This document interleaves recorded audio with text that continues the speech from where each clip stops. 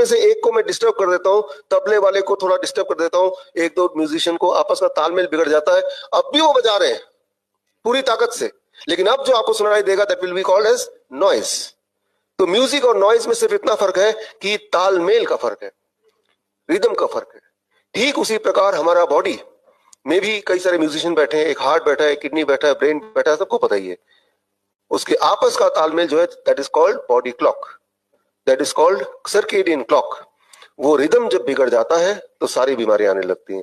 और रिदम कैसे बिगड़ता है इसके लिए एक्सपेरिमेंट किया गया, वो आप इस पेन से अपने ऊपर भी करेंगे। चूहे के दो ग्रुप बना दिए, जो पहला एक्सपेरिमेंट था, दोनों ग्रुप में एक ही तरह के चूहे, और एक चूहे को रात के 12 बजे के बाद खाना उसके पिंजरे में डाला गया और सुबह होने से पहले अगर खाना बच गया तो निकाल लिया गया, यानी कि उनका स्कोप है ईटिंग का सिर्फ रात के टाइम पे। दूसरे ग्रुप ऑफ चूहे को सूरज उगने के बाद खाना दिया गया पिंजरे में, और अगर सूरज ढलने के बाद कुछ खाना रह गया तो उसे निकाल लिया। तो they are forced to eat, उनकी मजबूरी है कि वो दिन दिन में ही खा सकते हैं, फिर तो खाना मिलेगा ही नहीं, फिर अगले दिन फिर मिलेगा। 1 महीने के अंदर देखा गया कि जिन चूहों को दिन दिन में खाना दिया गया वो मोटे होते चले गए, उनमें ट्यूमर आ गया, उनका ब्लड शुगर बढ़ गया, उनमें से कुछ चूहों की डेथ भी हो गई। जो चूहे बचे, तो जबकि जो रात वाले चूहे थे वो बिल्कुल हेल्दी थे, वैसे के वैसे ही थे।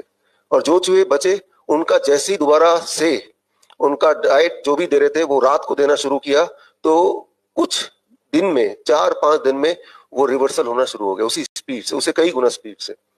तो सर्केडियन क्लॉक, बॉडी का रिदम बिगाड़ने का बेस्ट तरीका है कि आपकी जो टाइमिंग है उसको बिगाड़ दो।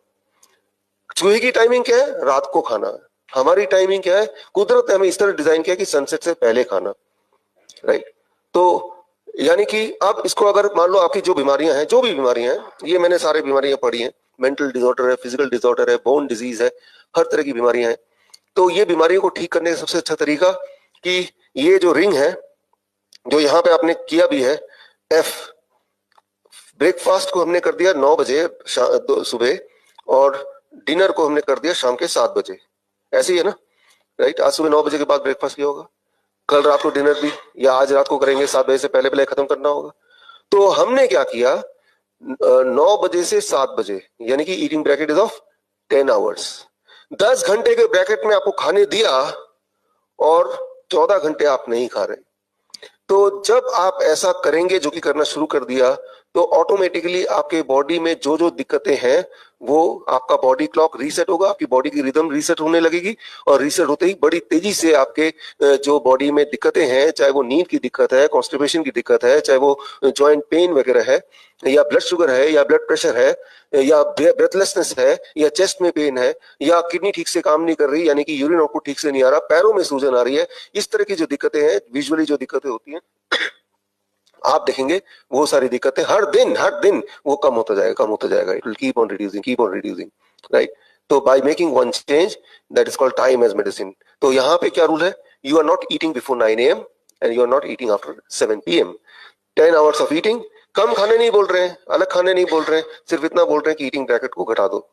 ईटिंग ब्रैकेट को जैसे जैसे आप बढ़ाएंगे, जैसे आजकल की आदत है, जोमेटो आ गया, स्विगी आ गया, तो अब food is more in control. रात के 12 बजे मन किया तो एक बटन में खाना आपके पास आ गया। Entertainment more in control.